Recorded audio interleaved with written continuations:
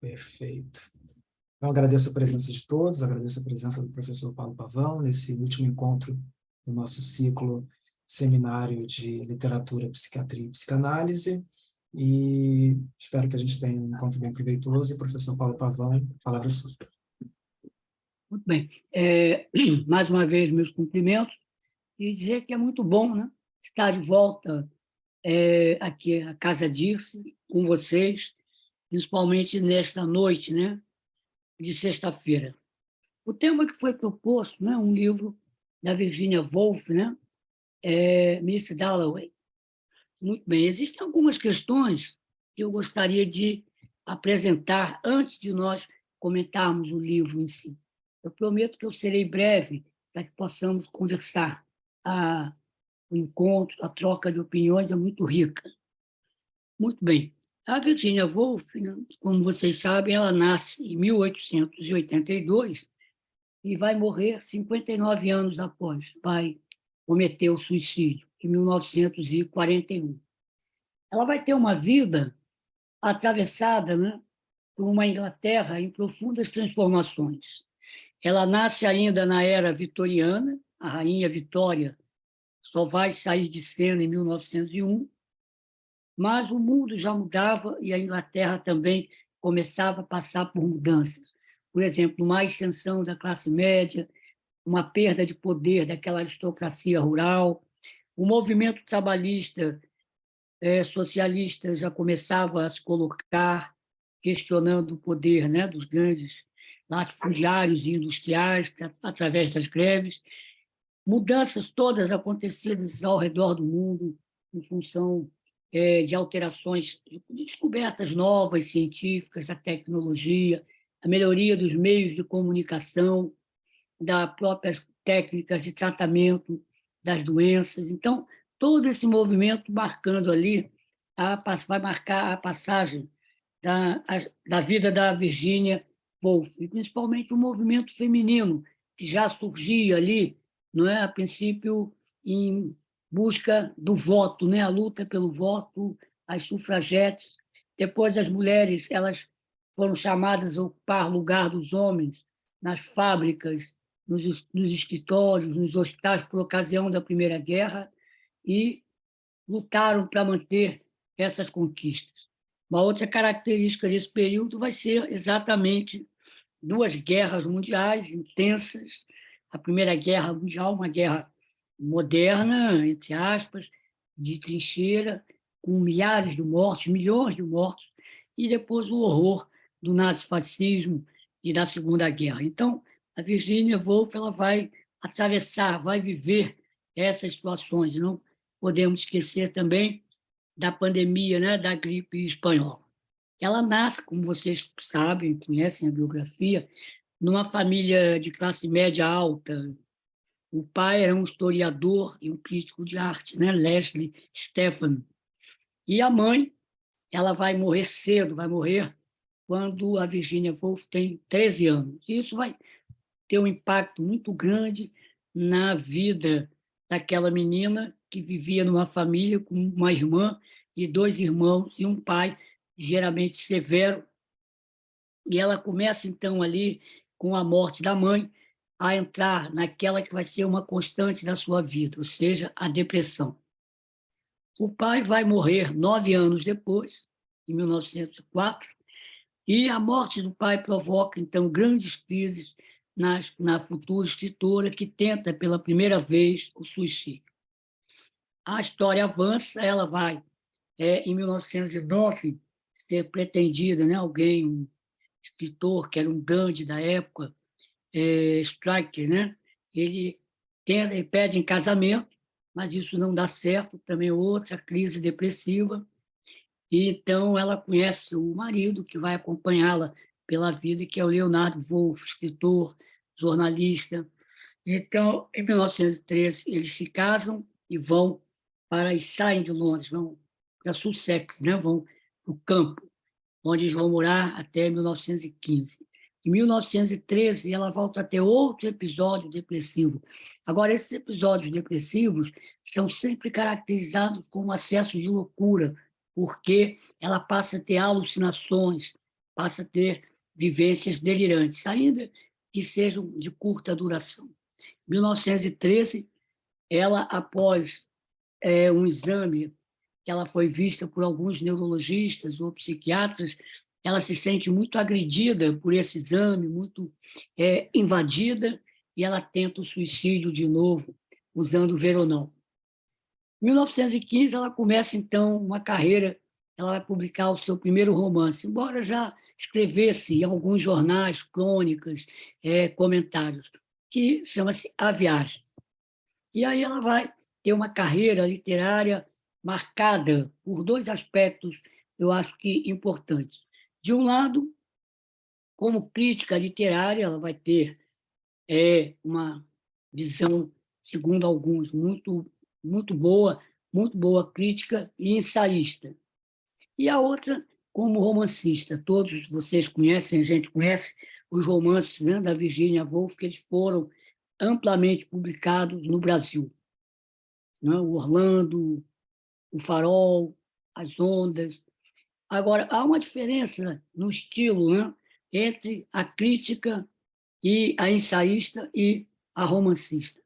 No seu olhar de crítica, ela vai ter um olhar severo, fotográfico, um olhar aberto, um olhar assim que apreende os acontecimentos. Um dos grandes livros dela é dessa visão como ensaísta são as chamadas novelas cenas londrinas.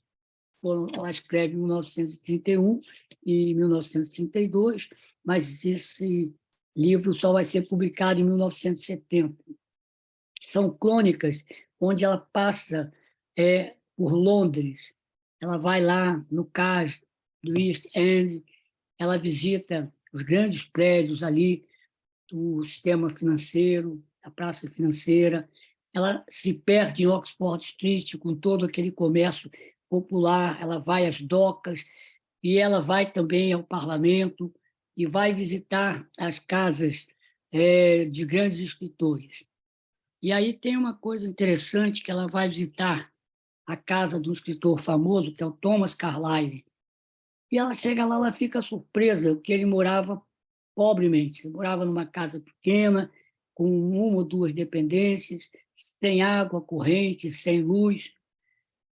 E ele diz para ela que na casa dele a única estação que existia era o inverno. E ela sai dali, e só que ela escreve aí a visão dela de classe, uma certa visão elitista, né? Diz que talvez aquela situação fosse a melhor possível, que se ele vivesse em outras condições, talvez não produzisse a obra que ele produziu. Muito bem. Então, por outro lado, como ficcionista, como romancista, ela vai mudar, né? Ela vai ter uma prosa fluida, né? Muito hipersensível, quase como um reflexo de tudo que ela viveu, dos traumas, da grande questão que sempre acompanhou a Virginia Woolf, foi uma não identificação clara da sua sexualidade, da sua posição como mulher, né? A sua bissexualidade. O estilo dela vai ser fluido, vai ser hipersensível, e ela vai ser talvez a primeira escritora na Inglaterra a trabalhar com aquilo que se chama de fluxo de consciência, onde os pensamentos vão se dando, vão se impondo e vai havendo assim quase que uma alteração, um bloqueio, né? Como eu anotei aqui, da fluidez do texto, há uma abolição da descrição, há uma abolição do enredo e uma mudança do tempo literário. Então, ela vai vivendo a sua vida sempre com traumas, com depressão, e em 1928 ela vai publicar um livro chamado Orlando, né? Talvez esse livro, eu não sei se cabe dizer, tenha sido talvez o primeiro romance a abordar a questão da transgeneridade. Vocês lembram, né, um personagem, um romance que o personagem atravessa 3 séculos, né? Ele, na primeira parte, ele tem uma identidade masculina e depois, então, ele muda, não é? Assumindo uma identidade feminina. Ali já havia uma projeção dessa grande confusão que era a questão da sexualidade na vida da Virginia Woolf. Ela, nessa época em que ela publica Orlando, ela já havia, ela tivera, né, tinha uma relação com uma mulher, né, conhecida na sociedade londrina, chamada Victoria Sackville West, uma relação platônica que vai durar 18 anos. Então, ela dedica Orlando a essa senhora, a essa mulher com quem ela tem esse envolvimento. Ela e o marido, quando estavam no campo, antes de voltarem para Londres, em 1923, eles fundaram uma pequena editora, que é algo interessante na vida dela e dele, e depois se torna uma editora de porte, chamada Hogarth Press. E eles vão editar autores importantes, como Eliot, eles vão, Catherine Mansfield, eles vão traduzir para o inglês as obras do Freud, do Proust, do Rio. Então, essa editora cresce e passa a ter, sim, uma expressão muito grande no mundo editorial inglês. Uma outra coisa interessante da vida dela é que, após a morte do pai, os dois irmãos passam a receber em suas casas jornalistas, escritores, poetas, pintores, por exemplo, Roger Fry, aquele economista João Maynard Keynes, e é um grupo que fica famoso, né, Blasborough, e que vai de 1913 até termina com a Primeira Guerra. Então, vai de 1910 a 1914, mas marca também na vida intelectual na Inglaterra naquele período. Quando a gente observa, mas assim eu estou pensando alguns aspectos, né, na obra e na vida da Virginia Woolf, nós vamos ver também algumas questões. Que obras ela vai produzir? Né? Ela vai produzir um livro muito interessante, no mesmo ano em que publica Miss Dalloway, que é O Leitor Comum, onde ela faz uma grande crítica literária, estudando Shakespeare, estudando Dante, e sempre a vida marcada por grandes acessos de loucura, por depressão, por tentativas várias de suicídio e várias internações. Ela vai publicar outros romances, né? Vai publicar O Farol, A Onda, e nessas obras há um elemento comum, que é a água, né? Ela tem uma relação muito íntima com a água, tempo e permanência, vida e morte. E não por acaso, quando ela morre, quando ela estava no campo, né, fugindo dos bombardeios alemães a Londres, ela entra em depressão e ela vai cometer um suicídio que tem realmente características psicóticas pela maneira como ela comete, quando a gente faz uma análise assim, do ponto de vista da medicina legal, isso aparece. Ela vai para a margem de um rio, né, com um casaco, enche os bolsos de pedra e entra na água. A água está sempre presente nos romances dela, se vocês olharem nas obras dela. E ela, então, vai se matar no rio Ouse e seu corpo vai ser encontrado 3 semanas depois, longe do local onde ela se afoga. É uma figura que tem características muito marcantes na sua vida e todas aquelas contradições da sociedade inglesa. Ela se afirmava como sendo londrina e tinha, assim, uma certa visão da sociedade, digamos, um tanto ingênua e um tanto elitista. Quando nós olhamos, por exemplo, as opiniões, quando ela faz uma descrição da Catedral de São Paulo, né? Magnificência da Catedral de São Paulo e da Abadia de Westminster, ela já mostra ali a postura elitista. Ela diz que a Catedral de São Paulo era marcada pela desordem democrática, com a participação do povo, enquanto que a Abadia de Westminster era um espaço de reuniões célebres de homens e mulheres de alta linhagem, de alta posição.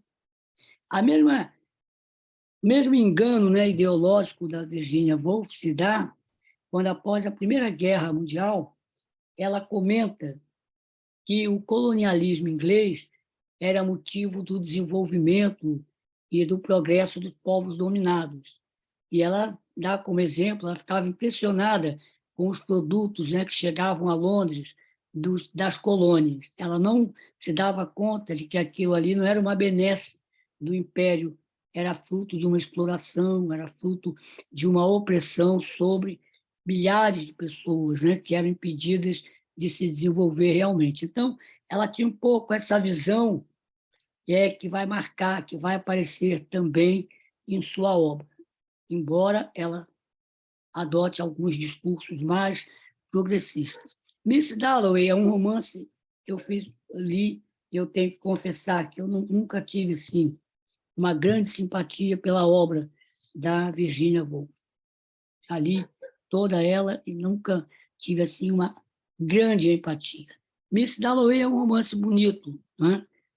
Eu acho que a primeira parte dele, a primeira descrição, o primeiro capítulo é muito bonito, quando a personagem, Clara, né, Dalloway, ela sai numa manhã para fazer compras, para andar pelo centro de Londres, não é? Porque haveria uma festa em sua casa.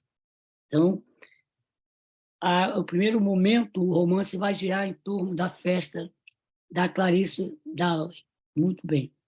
Ela, como personagem, ela traz a ambiguidade que era marcante também na vida e na obra da Virginia Woolf.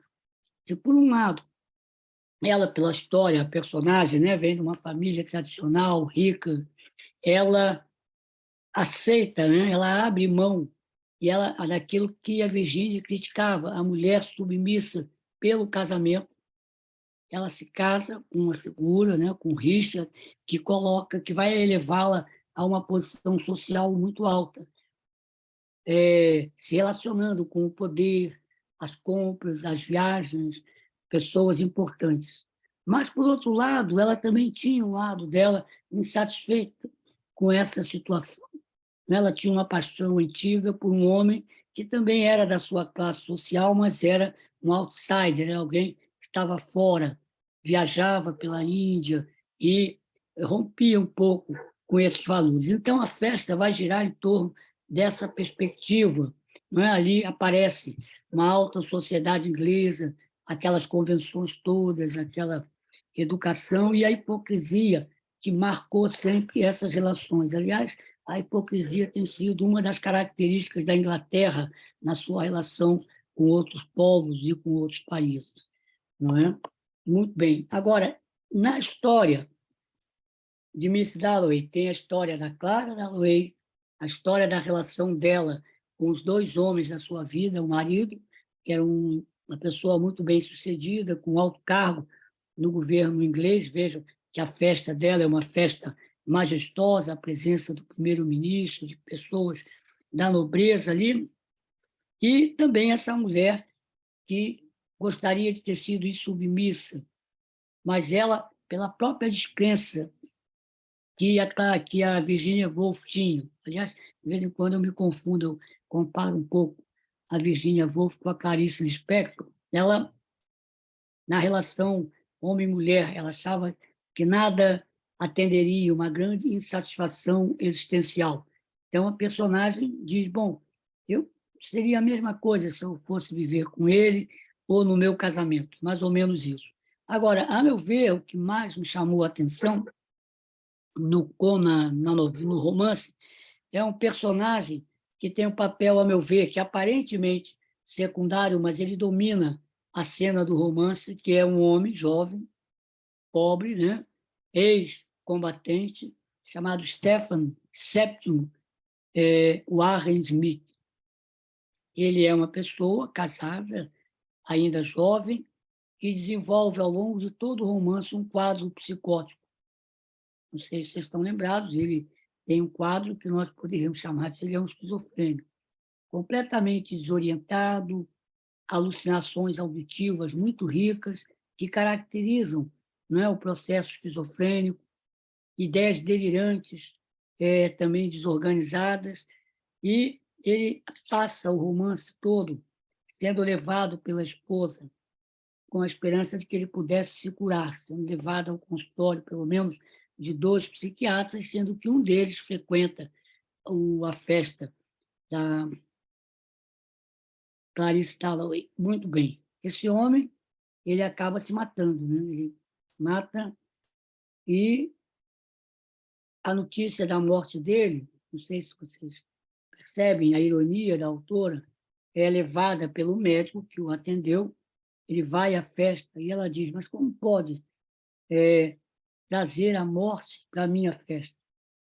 Não é um jogo de contrastes, como se a personagem falasse pela autora. A loucura desse personagem, ela tem um significado, né?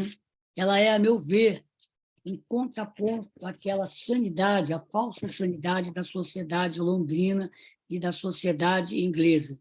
As duas, a guerra, ela se dá entre uma guerra e outra, a pobreza, e como se nada acontecesse em determinadas esferas da sociedade. Então, a loucura, não só lá, como em outras sociedades, é um protesto, ainda que inconsciente, de determinadas pessoas contra aquilo que que o regime faz, contra uma morte existencial, contra a invisibilidade que eles estão condenados. Então, o que me chama a atenção no romance é isso, quase que em paralelo à festa, preparativos da festa, as pessoas chegando, e ele, o vagar dele durante esse dia com a esposa pelas praças, pelas ruas de Londres, em busca de algo que ele não sabia, que, na verdade, ele passava dizendo que ele ia se matar, ele queria se matar pelo esvaziamento.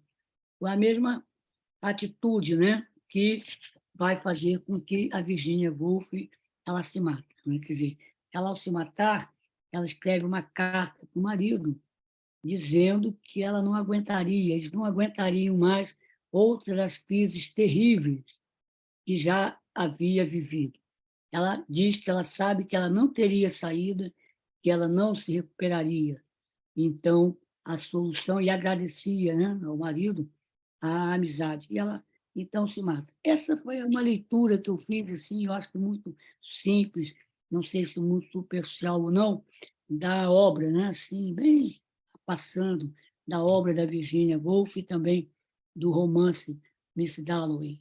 Então, eu fico aqui para a gente poder conversar, os comentários, para não me alongar muito. Maravilha, professor. Obrigado pelas suas palavras. Eu, Antes da gente começar, eu abri o microfone pessoal fazendo suas perguntas e sobre comentários. Eu queria só agora, aproveitando que já deve estar todo mundo que tinha que ter chegado, já deve ter chegado, dar alguns avisos para aproveitar.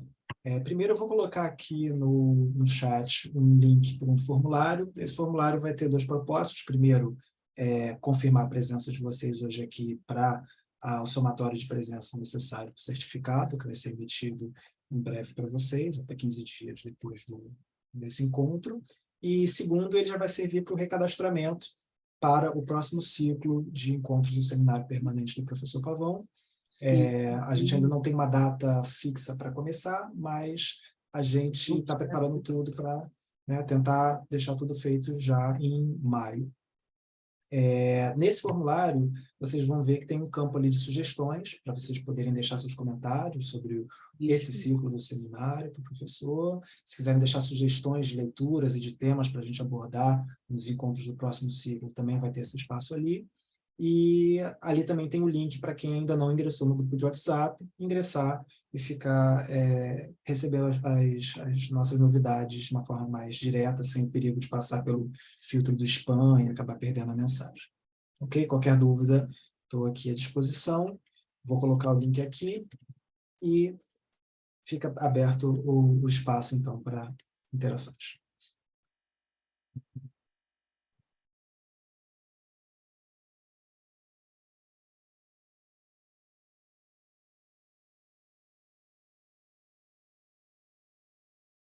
Vou aproveitar, então, já que o pessoal ainda não começou as interações e puxar eu mesmo uma questão, professor.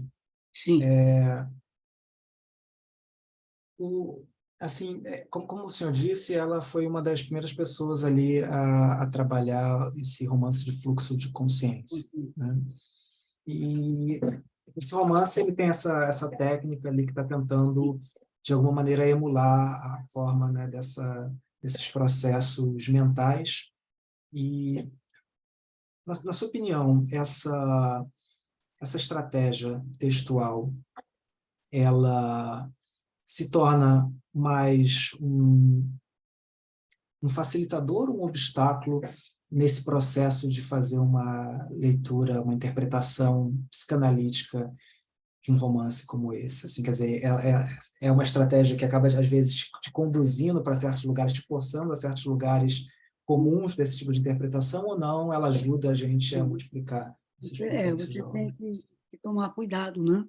Porque o fluxo de consciência ele acaba tendo muita semelhança com aquilo que se dá no tratamento psicanalítico, no discurso psicanalítico, e não deixa de ser também um fluxo de consciência. Quando o paciente, na sessão com o seu analista, ele mergulha, né, na associação livre e naquela relação transferencial. Quer dizer, é como se o mundo ao redor, naquele momento, não existisse. Então, se a gente olha, por exemplo, as cenas descritas, né, pela Clarice Lispector, por exemplo, nas cenas londrinas, você vai ver que ela anda por Londres, ela vai ao parlamento, ela vai às catedrais, ela vai às casas das pessoas importantes, mas não há paisagem, não há flores, não há cor, não há ritmo. Há apenas o relato, que é uma projeção que se dá dentro dela. Então, isso fica marcante ali, fica marcante no romance. E também fica marcante na relação terapêutica. Então, eu tomei o cuidado de não forçar a mão um pouco por aí. Evitei certos estereótipos, certos lugares comuns que banalizam, né, muitas vezes, o discurso psicanalítico. Perfeito, professor. Obrigado. Nada. Gente, vocês podem tanto abrir o microfone, fazer pergunta diretamente para o professor Sim. Paulo, como deixar por escrito aqui também, porque eu faço mediação, leio para que a gente interaja. Eu tenho uma pergunta Sim. Em relação ao livro, né? A gente, pelo menos eu notei, né, a leitura, né, dos personagens que são psicanalistas, né? Não psicanalistas, né? São psiquiatras. Sim. E é uma visão bem crítica, né? Apesar de já ser um pouco mais humano, né? Aqueles psiquiatras ali são um pouco mais humanos, né, do que era Sim. antes ali, né? Mas assim uma visão assim bem crítica, né? Como se eles não tivessem nem um pouco interessados, né, na vida ali daquelas pessoas. Assim, isso é um negócio que parte mais da frustração talvez da autora do que Sim. o eu fiquei assim, porque se era assim algo realmente, né, da época, né, a psiquiatria tinha uma distância, ou se não, se isso partia um pouco mais da frustração da Virginia Woolf, quanto da dificuldade dela de, de, enfim, lidar com a depressão. Há uma crítica, né, aos dois psiquiatras que aparecem no romance, né, o Dr. Holmes e um outro chamado Bradshaw. Na verdade, a crítica ela mostra, não se pode dizer que seja pelo que ela viveu, mas se nós olharmos 1925, qual era a visão ideológica da psiquiatria, né? A psiquiatria ela sofria já a influência do discurso psicanalítico, ela já, em algumas correntes, tinha que levar em conta as motivações afetivas e inconscientes da conduta humana, porém, a psiquiatria, naquela época, ainda naturalizava o psiquismo, a vida psíquica. O sofrimento psíquico ainda era visto como o produto de doenças cerebrais. Então, isso fica bem patente. E também em 1925, havia uma grande impotência da psiquiatria clínica em termos medicamentosos. Não é? Os remédios, os antipsicóticos, eles só vão surgir em 1950. Então, o que se tinha ali eram recursos quase que placebo. Usava-se porção de ópio, uma série de outros produtos, brometos, que tinham uma eficácia muito curta. Então, o tratamento era realmente muito complicado.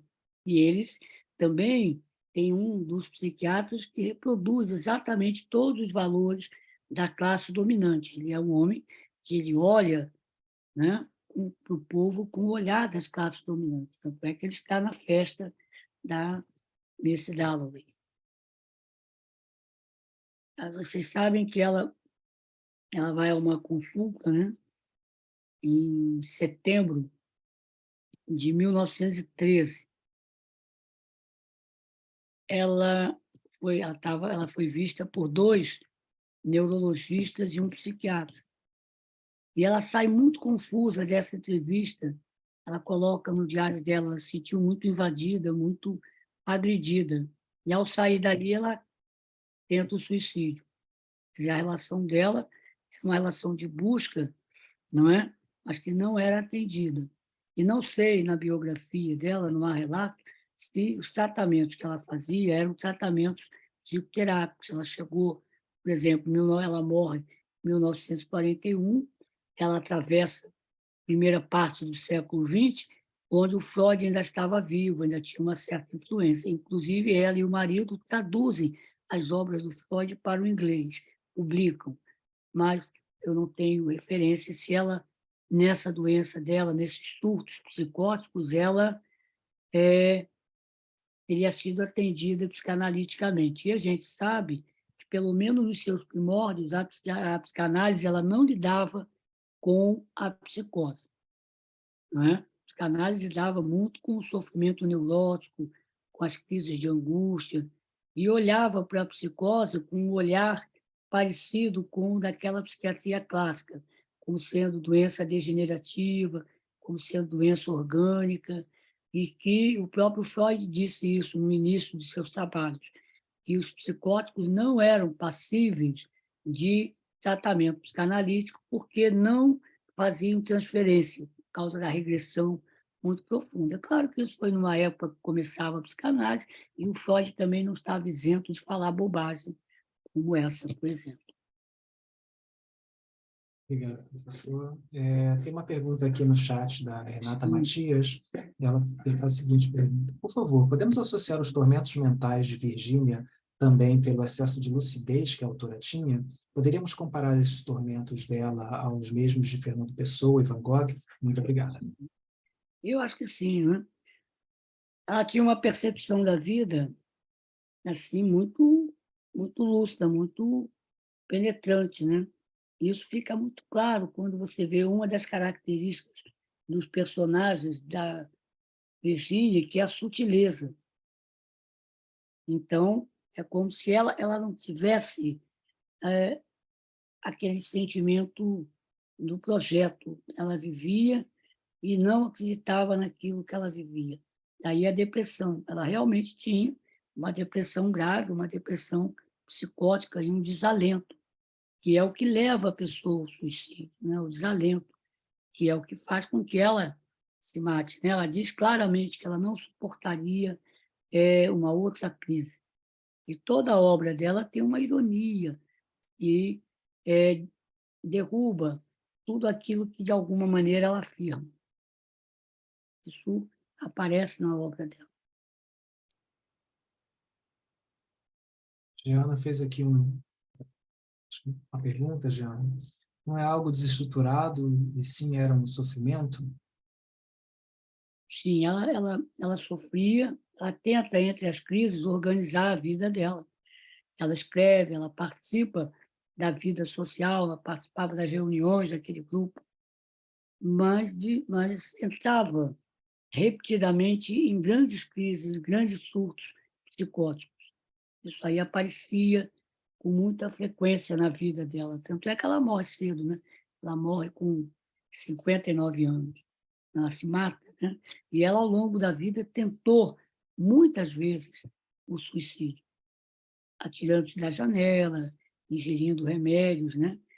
Que eram um Seconal, que era um sedativo, para o sono, que era um barbitúrico.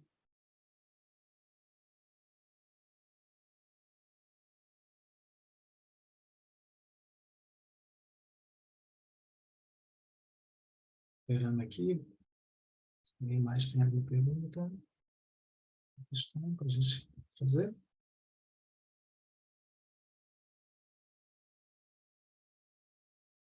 Eu já estava dando uma olhada ali. Ah, Elizabeth. Dona Elizabeth, Ah, né? Elizabeth. Eu estava Mas, escrevendo, senhora, eu estava escrevendo, mas eu vou falar então. tá bom. Professor, Sim, eu imagino que a hipocrisia, né, que a sim, Virginia Woolf consegue transmitir, a hipocrisia dessa elite inglesa na festa de sim. Clarice, essa é que é a verdadeira doença social que faz se refletir no indivíduo, né? Me parece. Eu não sou da área da psicanálise, mas para Exatamente. mim a própria sociedade que ela retrata é uma sociedade suicida, Suicida, exatamente, empurra as pessoas para o suicídio. porque ela é uma sociedade que não vai poder existir mais, né? Não existe, é só hipocrisia, só aparência, né? Como é a própria Clarissa, né? Que Sim, renuncia a exatamente. tudo para fazer o papel de dama, né? Inglesa ali, sem defeitos. Quer dizer, aquela amostragem de um papel feminino que Uma máscara. também é uma máscara. E Exatamente. também não era possível continuar. Nesse sentido, concordo, então? Eu Sim, fiquei perfeitamente. A sociedade inglesa, se nós olharmos, nós formos ver outros escritores, não é? Ela tem uma grande máscara. A hipocrisia, ela se esconde por trás daquelas convenções, de todas aquelas etiquetas. E era uma sociedade extremamente dura com os colonizados, né? A destruição da Índia, por exemplo, feita pelo Império Britânico. Uma coisa que chama a atenção também, não é a Guerra do Ópio, pela qual a Inglaterra obriga a China a consumir o ópio produzido em algumas colônias. E é óbvio que essa situação ela gera em quem vive ou uma alienação profunda, a pessoa reproduz, por isso a sociedade se mantém, né, uma servidão voluntária, ou então gera condutas disruptivas. Esse personagem psicótico, ele não é outro personagem, não é deixa de ser uma denúncia clara que ela faz, quer dizer, através do discurso do paciente, da sociedade inglesa. Veja que há uma cena de profunda, assim, interessante isso, né?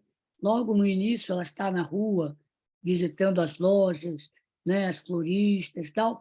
De repente, há um alarido, as pessoas são tomadas por uma perplexidade com a passagem de um carro, né, que levava uma pessoa importante. Ficam todos ali, né, e a pessoa está ali dentro, com as cortinas arriadas. E aí é um questionamento: quem seria? Seria a rainha que estava ali? O primeiro-ministro? Quem era?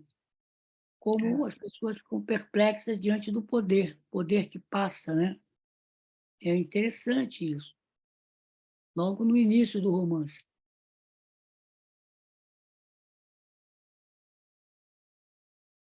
Temos aqui uma pergunta no chat, professor, que é o seguinte, da Alessandra Bisoni, e ela Sim, pergunta: professor, muitos críticos falam das influências da obra de Virginia Woolf na obra de Clarice Lispector, que também passou por tratamentos terapêuticos. Sabe sim, dizer se havia em Clarice também essa tendência à depressão? sim. Né? A Clarice Lispector, eu não sei se houve influência, qual a relação que a Clarice Lispector tinha com a Virginia Woolf, mas elas, tanto é que às vezes aqui na minha fala, de vez em quando eu trocava, porque elas têm uma série de semelhanças, né?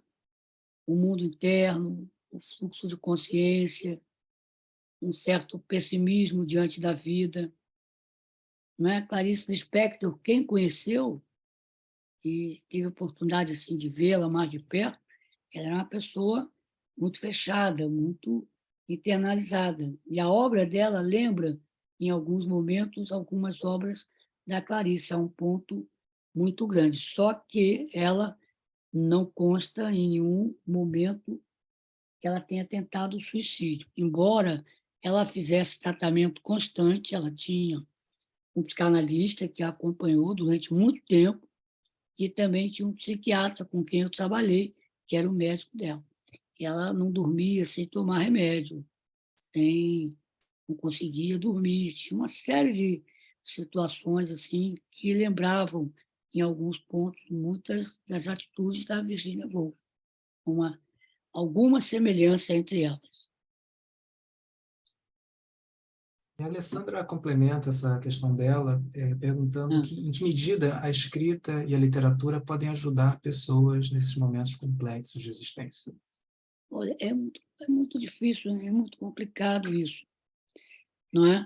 Geralmente, essas pessoas, como a Clarice, como a Virginia, elas tinham uma certa genialidade que a vida permitiu, certo grau de sensibilidade, de inteligência.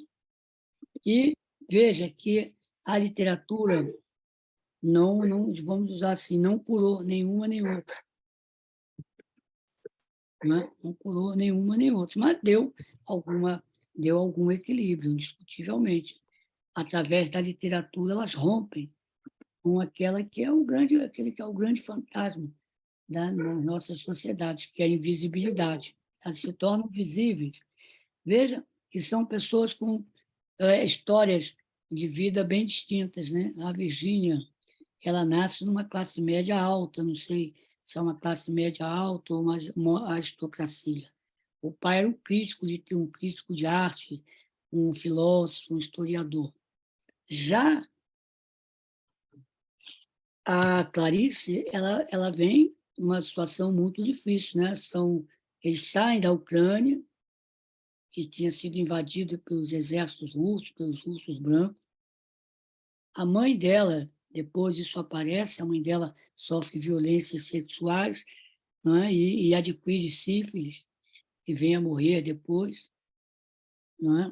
Quer dizer, há uma série de perdas na vida da Clarice.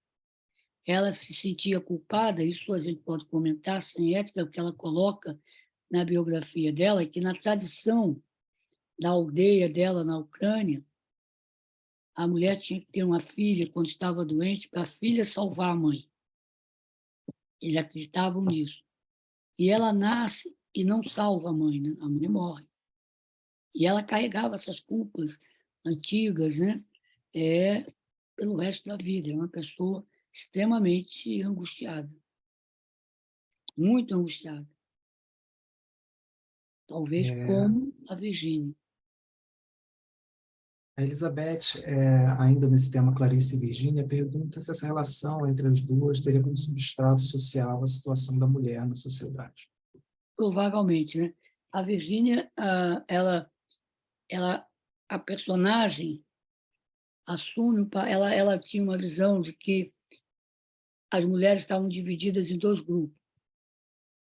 Grupo daquelas que se mostravam insubmissas, que enfrentavam os valores patriarcais, e ela via nessa luta uma recusa ao casamento. E uma mulher, como a Clarissa, né, que se coloca no casamento e se beneficia toda aquela coisa que o casamento leva para ela. Embora insatisfeita, embora sempre se questionando por que não viver com aquela pessoa que realmente ela amou, que era o Peter Walsh. E ela sempre vem com o discurso de que nada melhoraria a condição dela. Ela tem, no último, foi feita uma publicação depois, uma publicação póstuma, né? Um romance dela chamado Entre Atos, onde ela diz claramente que o masculino e o feminino nunca se entenderiam. ela não vê solução para isso. Então, a condição da mulher está pesada aí, aparece. A Clarice também tinha muito isso, né? Clarice, ela era uma mulher bonita, ela se casa com o embaixador, depois todo mundo sabe que a grande paixão da vida da Clarice Lispector foi o Paulo Mendes Campos, né? Cronista e poeta. Depois tinha uma paixão, nunca, não sei se chegaram a ter, tinha um relacionamento, mas ela era uma pessoa muito difícil, muito angustiada com a própria imagem, carregando muitas e muitas culpas. Era uma pessoa de relacionamento difícil. E a questão dela era a questão também, e sempre teve uma postura claramente feminista, claramente de se colocar no mundo, não é? Muito, muito. Ela tem, talvez para mim, a obra dela que eu mais gosto, que eu acho genial, não é um romance, não é um conto, é uma crônica que ela escreveu na revista Senhor, quando mataram um bandido famoso chamado Mineirinho, se não me engano, em que ela faz uma crônica, em que ela faz uma grande crítica de toda a violência social, de toda a opressão, não é? Porque os jornais noticiaram que ele foi morto com 13 tiros. E ela, então, vai pontuando como se ela tivesse escutado os tiros. É muito bonito. A revista Senhor já não circula há muitos anos, mas deve estar em algum livro dela essa crônica. É muito, muito bonita. E ela enfrenta ali.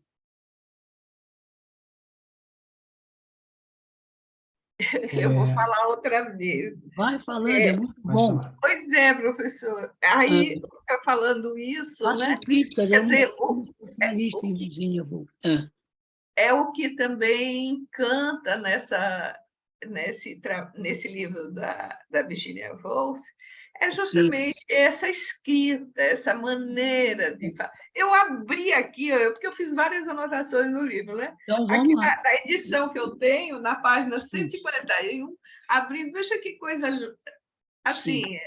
maravilhosa mesmo, a maneira da escrita. Não é só o fluxo de consciência, é o próprio É a estilo mesmo, né, sutileza, a literária. Exato. fluidez que ela Aí tem. ela bota lá assim, ó, um pedacinho eu vou ler. Sim, leia, é bom. Deus sabe, ela falando do Richard, né, Sim, o marido da sim, Lois. estou ouvindo. Deus sabe que não tinha a menor intenção de comprar colares com Hugh, Sim, mas há marés no corpo. Amanhã encontra-se com a tarde. Impelido como frágil chalupa por correntes profundas, muito, sim. muito profundas, o bisavô de Lady Bruton, em suas memórias e suas campanhas na América do Norte, submergiram e sossobraram. Eu acho assim, achei Então, beleza. maravilhoso. Sim, Essas comparações, sim. né? A própria maneira com que ela escreve, eu acho que Quando, isso salva até quando o ela, elitismo dela. quando ela abre o romance, ela saindo na manhã, é muito bonito. Tem uma coisa interessante nesse livro dela, né? Chamado Cenas Londrinas. Foi uma obra que ela escreveu com 5 passagens, né, por 5 lugares de Londres. E ela escreve com aquela visão do roteirista, não como guia de turismo, aquela visão objetiva, clara, direta. O crítico que eu estava lendo diz que é como se ela estivesse olhando ali, fosse um olhar masculino, mostrando a ambiguidade, porque ela tinha uma bissexualidade. Isso aparece na biografia dela. Em 1925, antes dela encontrar essa amiga com quem ela vai ter uma paixão platônica, né, que é a Vita West, né, uma mulher da sociedade, ela teve um conflito muito grande. Ela teve que ser medicada porque ela tinha uma atração pela irmã, chamada Vanessa. Porque no livro ela também deixa claro essa ambiguidade, né? Que era aquele sexual. com né? Sexual, quando fala do amor pela Sally, né? E outras referências, assim, tem razão.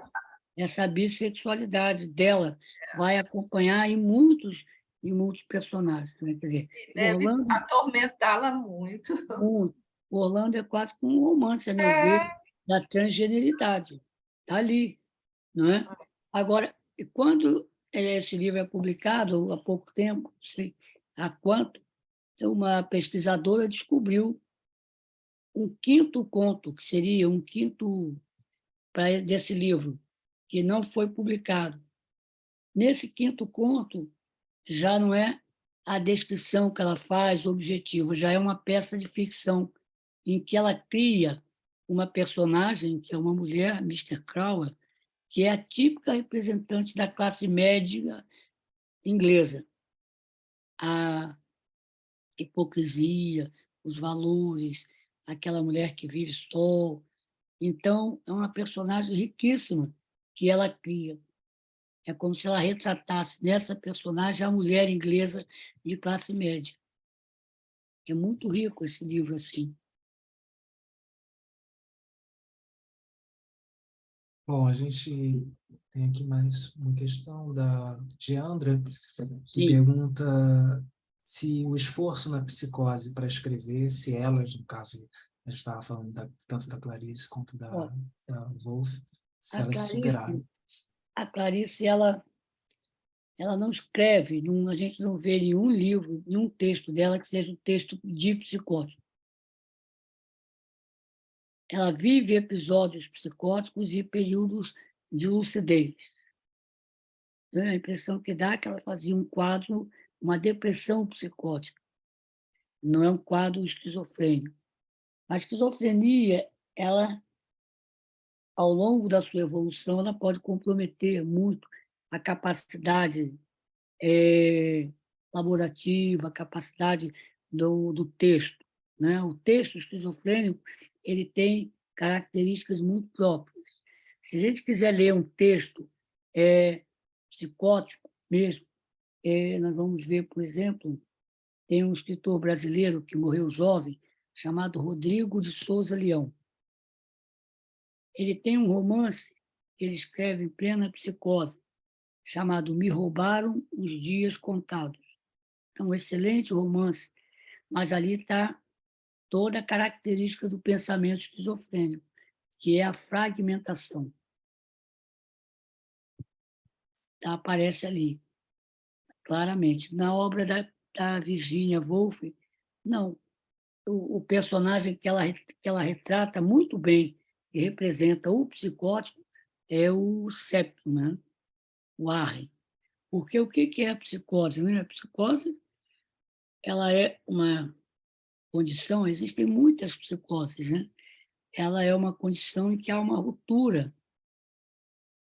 ao nível da consciência entre o sujeito e o mundo.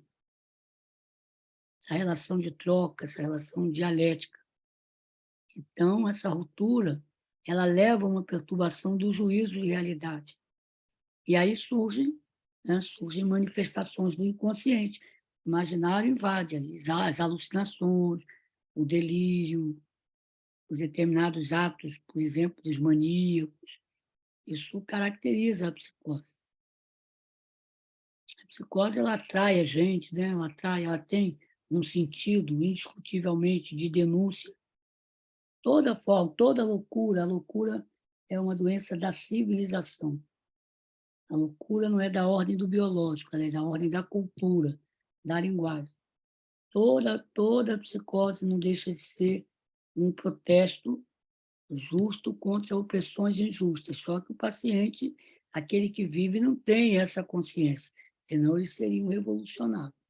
Então, essa é uma diferença clara que há e que marca a psicose no mundo. A gente tem um comentário aqui da Renata Matias, que fala que percebe silêncios no livro da Virgínia. Certo? Silêncio que ela percebe silêncios no livro da Virgínia, um Sim, silêncio constrangedor que nos convida a refletir. sim, exatamente. Não é bem o que está, é o que está nas entrelinhas, ou melhor, é o não dito. Isso também é uma das características, né, do fluxo de consciência. Você vê, por exemplo, se você for ler o Joyce, você vai perceber muito dessas pausas. É como se fosse a pausa do inconsciente aparecer. Indiscutivelmente, essa observação é muito boa. Foi ótimo essa percepção. Professor, Oi, boa noite. boa noite. É a Vanessa, tudo bem? Oi, Vanessa, tudo bem? Muito prazer. Prazer é meu. Diga. Esse silêncio também é característica da morte, Sim, né? A morte, ela é muda, sim, ela também faz emudecer, sim. né? Como o personagem Septimus. Sim. Ele é a presença da loucura e da morte. E isso aparece, olha que cena, ela é antológica. A festa está acontecendo, Sim. chega um casal atrasado.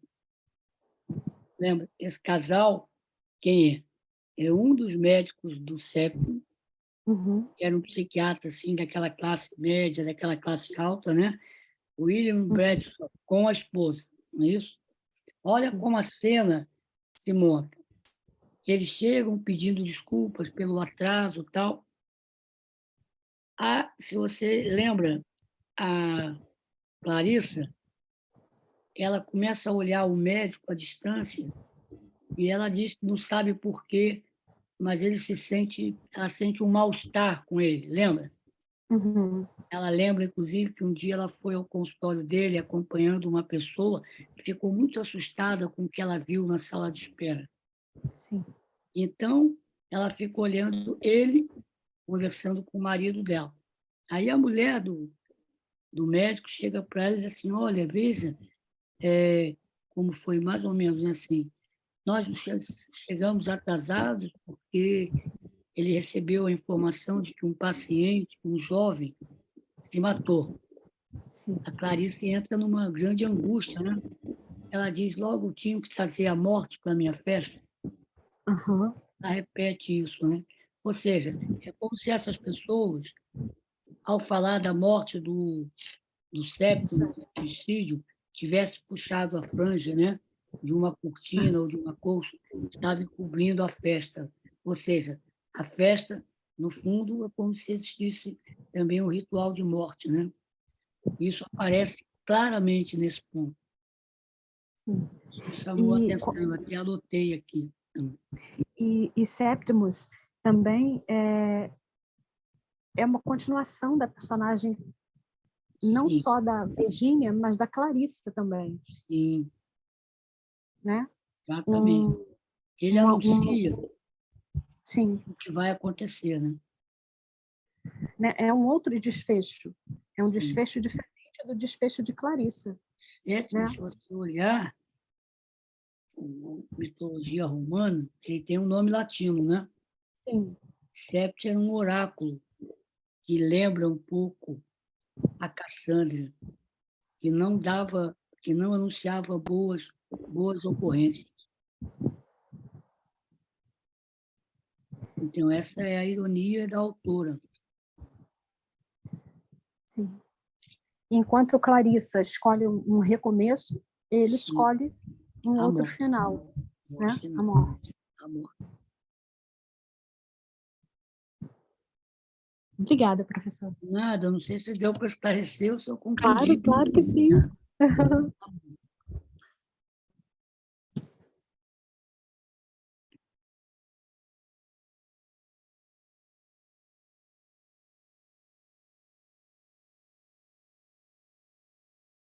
Bem, gente, questões, por fone, por texto. Vamos lá, nós temos tempo, né?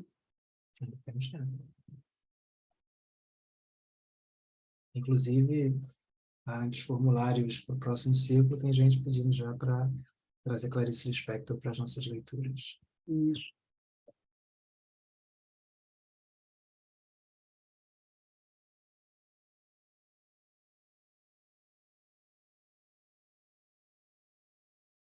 Não? Satisfeitos todos? Bom. Uma conversa? Então, acho que estão, professor. Antes de me despedir, só uma sugestão, né, para o próximo ciclo. Seria bom, Pedro, que todos vocês indicassem os textos. Já deixei lá o espaço no formulário, espero que vocês estejam Né? utilizando. Se lembrar de algum, depois de ter preenchido o formulário também, pode mandar um e-mail lá para a Casa Dirce, que eu anoto e vou passando tudo para o próximo, para a gente organizar o próximo ciclo. Isso. Lucas, você perguntou se já saiu a chamada. Chamada para quê? Não entendi. Chamada, você fala presença para cá. Sim. Okay. Aí, né? Sim, tá aqui o link, eu vou copiar e colar de novo aqui no chat. É um formulário de recadastramento mesmo, você pode já preencher ele, porque aí eu já verifico a presença de hoje e já deixo recadastrado para o próximo ciclo. Assim que a gente tiver uma data, eu mando para vocês. Obrigado a todo mundo pela presença aqui hoje, pelas perguntas, professor Paulo Pavão por essa aula Pedro, agradecer maravilhosa, a por essa todos. conversa. Espero não tê-los frustrado muito, né, com a minha abordagem. E Imagina. espero que a gente possamos nos encontrar breve. Brevemente, nós retornamos para o próximo ciclo do Seminário Permanente de Literatura, Psiquiatria e Psicanálise. Tchau, tchau, gente. Até lá, então.